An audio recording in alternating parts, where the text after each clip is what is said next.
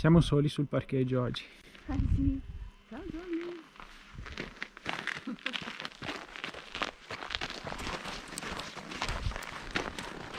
Che bella giornata. Ciao ragazzi, oggi è una giornata spettacolare. Ci troviamo sull'altopiano di Asiago, siamo partiti dal rifugio Campomulo e andiamo in direzione Malga Moline. È un percorso di 16 km circa e riuscirete a farlo in 3 ore andata e 3 ore ritorno più o meno. E guardate che bellezza!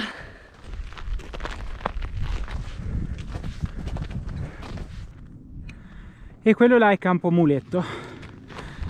Noi seguiremo una pista ben battuta che è proprio accanto alla pista da fondo e oggi si va bene, quest'anno si va bene, è passata molta gente, la neve tiene, infatti la facciamo senza sciaspole. All'occorrenza abbiamo i ramponi dietro perché è probabile che ci siano dei tratti ghiacciati, però senza sciaspole va bene perché altrimenti arriviamo in fondo al percorso con i piedi distrutti, è troppo dura, tiene bene.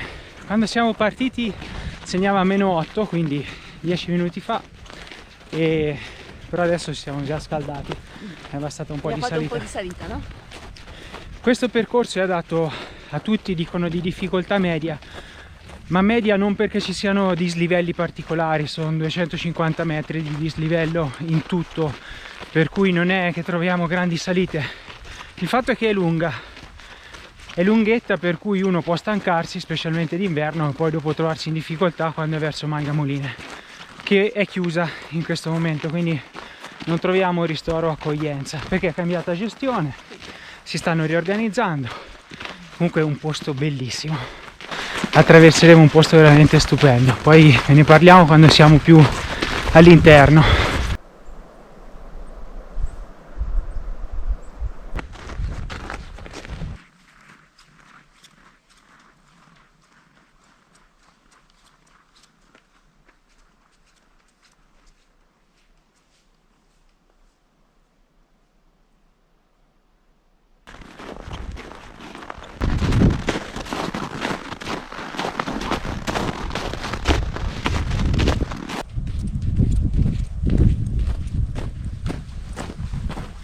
Primo video del 2022, siamo un po' in ritardo.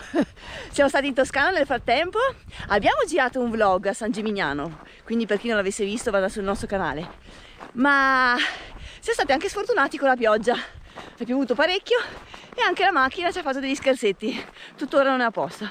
Comunque ne approfitto per fare gli auguri a tutti quanti. Noi camminiamo qua e ecco la pista da fondo. Questo è uno dei percorsi da fondo più belli d'Europa.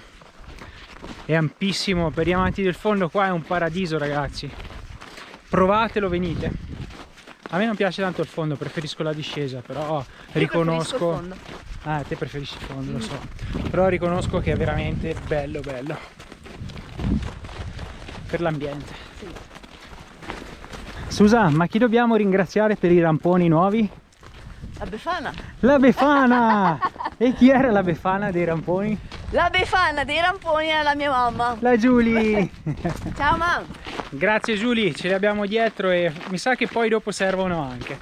Quindi oggi li inauguriamo. Adesso passiamo in un punto molto bello, non è tanto distante dalla partenza, sarà circa mezz'ora, 40 minuti. Siamo su un sentiero che è parallelo alle piste da fondo. Guardate che bellezza, quella è la Malga Fiara e noi proseguiamo dritti dove entriamo nel bosco.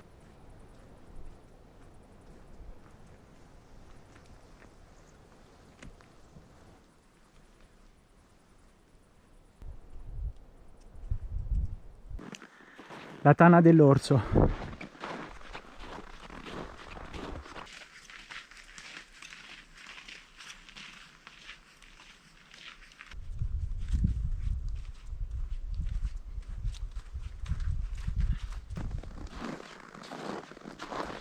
A che punto siamo, amo?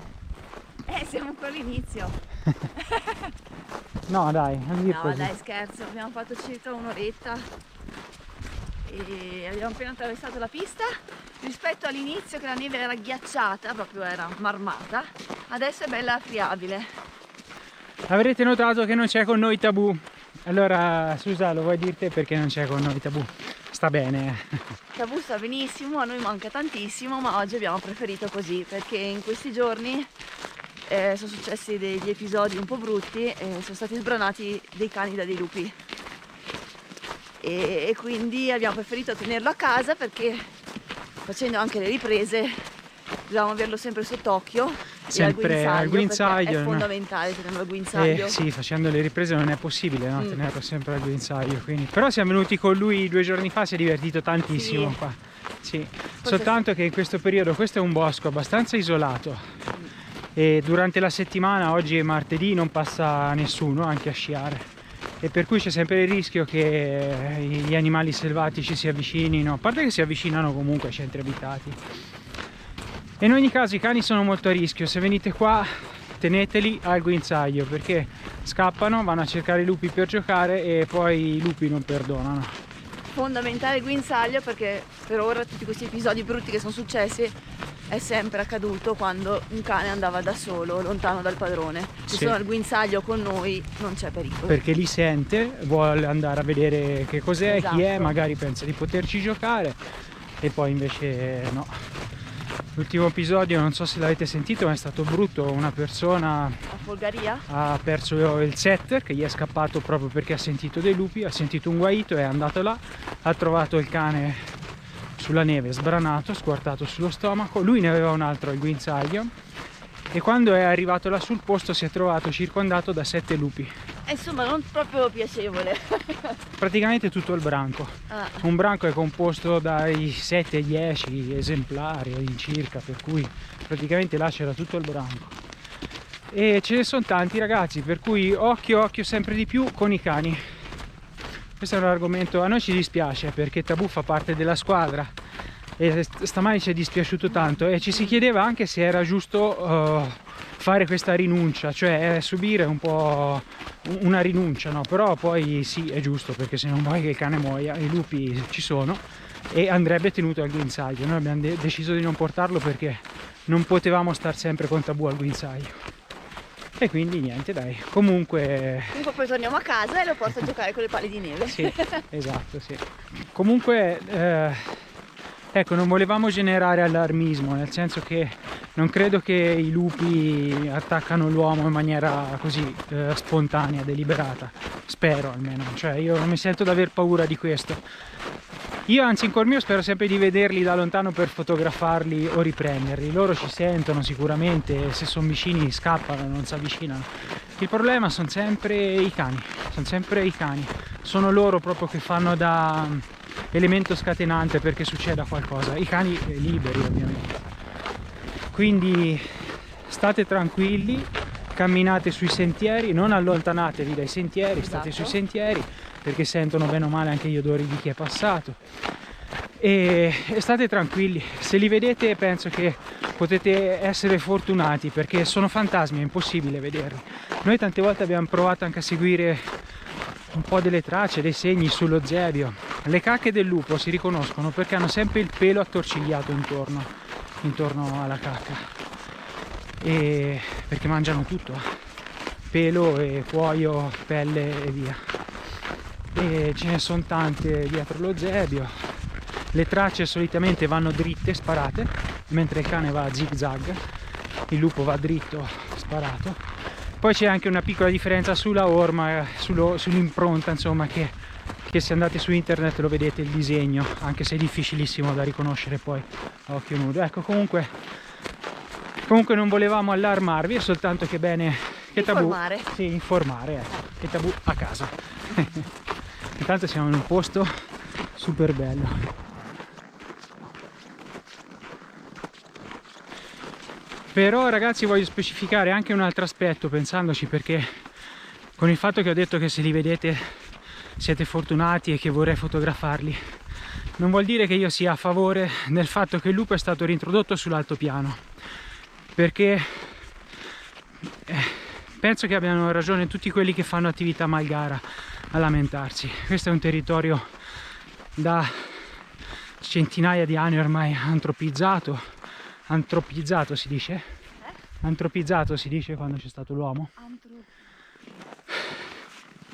insomma ci sono le attività di pascolo e di pastorizia da centinaia di anni e non era il luogo dove reintrodurre il lupo. E il lupo sta bene in Casentino, dove ci sono le foreste vergini, dove l'uomo non si avvicina. Questo fondamentalmente è un giardino a cielo aperto, bellissimo, fatto per le passeggiate e per gli animali da pascolo che hanno una vita degna, bella, perché vivono all'aria aperta più della metà dell'anno e per cui così andava conservato. Non c'era bisogno di introdurre un predatore qua, anche se sono per la salvaguardia del lupo, ma nei posti giusti ovviamente. Adesso però di conseguenza sono contrario anche a cacciarlo il lupo, perché non è colpa sua se è stato messo qua. Sempre l'uomo che deve mettere lo zampino e manipolare e regolare la natura. Questa è una cosa che odio. Quindi l'argomento è controverso. Ognuno ha le sue opinioni.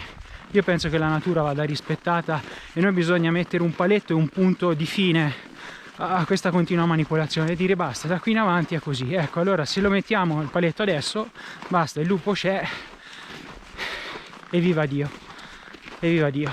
Cioè, nonostante penso che abbiano sbagliato quelli che l'hanno messo. Ecco, il progetto Life a Wolf europeo, se andate a vederlo, un progetto grandissimo. Basta, chiusa parentesi, lupo.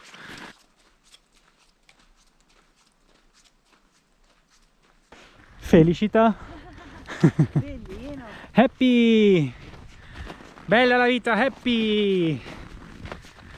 Camminare all'aria aperta. Bellissimo questo sentiero, è pieno di passaggi stupendi, sali, scendi. È una giostra, per me sono tutte giostre sti posti.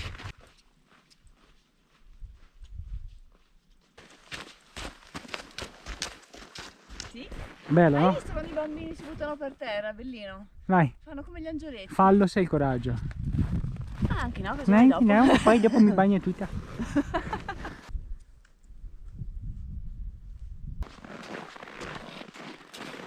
Inizia? La salitona, chilometro, boh, 2,75 forse. Vai, su.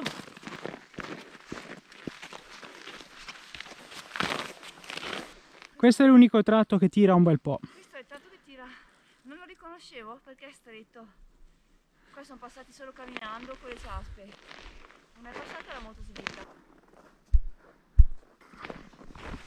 Questa, ragazzi, è una parte molto più selvaggia con piante molto vecchie. Infatti viene chiamato anche il bosco testimone questa zona di Moline, e questa è una cosa che mi ha insegnato l'amico Paolo Fracaro, che è regista del documentario Rasetle e poi del film Moline, appunto, che prende il nome da questa zona qua. Infatti in questa zona qua ha girato alcune scene e lui mi raccontava che si chiama il bosco testimone proprio perché delle piante hanno resistito addirittura alla prima guerra mondiale, quindi sono piante secolari molto antiche. È una parte di bosco molto vecchia, bella, affascinante. Una passeggiata qua in mezzo è proprio consigliata.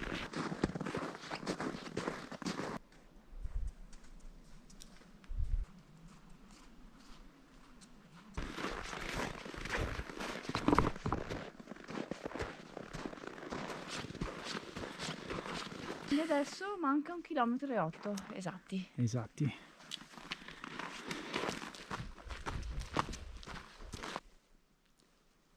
Durante il vlog abbiamo tenuto un buon passo.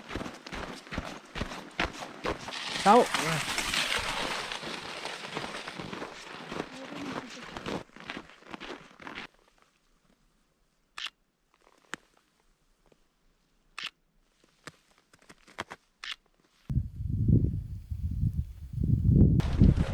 Eccoci, siamo arrivati al rifugio Moline. Tagliamo di qua? Andiamo di qua? Sì, Dai. non è molto calpestato. No. Hai perso un guanto. Com'è? Si affonda? Ma sai, ci sono passati con le ciaspe, ma è passato il vento e ha portato la neve fresca e non siamo qui. No, guarda, io vado giù fino al ginocchio. È perché sono un po' più pesante di te. No, non vado così io qua. No, torno sulla pista. La Susanna, che è un fruscello, taglia e va bene. Io invece lì avrei avuto bisogno delle ciaspole perché affondo. Però guarda che bella immagine. Ciao Andri, facciamo chi arriva prima? Vai! Stanotte sentivo che tirava vento anche da noi. Questa l'ha spazzata tutta stanotte, che bella la coperta.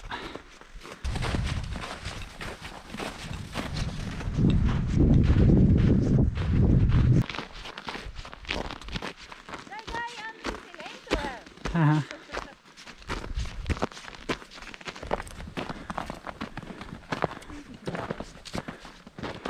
Arrivati, Due fondisti e poi siamo noi due a piedi. siamo soli. Sì. Di solito qua è pieno. Madonna.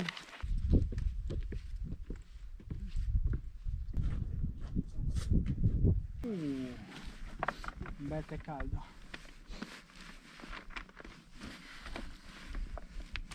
Menù di oggi? Solo per intenditori. Tutta la scatola. Accidenti. Pastino, banana, Poi c'è anche una immancabile. mina, ma non so dove sia. Allora, quanto ci abbiamo messo a arrivare? Ci abbiamo 2 messo ore e 2 ore e 40. 40, pensando anche che stiamo girando, quindi ci fermiamo per parlare. Un buon Direi che passo. siamo stati veloci. Un buon passetto, dai. Termos immancabile. È caldo. Mancato. 70 gradi. Buone. E un po' di fondisti che ripartono, non siamo tanti oggi. No. Ok ragazzi, allora pranzetto fatto, noi siamo già per la via del ritorno, lì c'è Malgamolini, avete visto che bella. Torniamo per la solita, per cui vi salutiamo qua.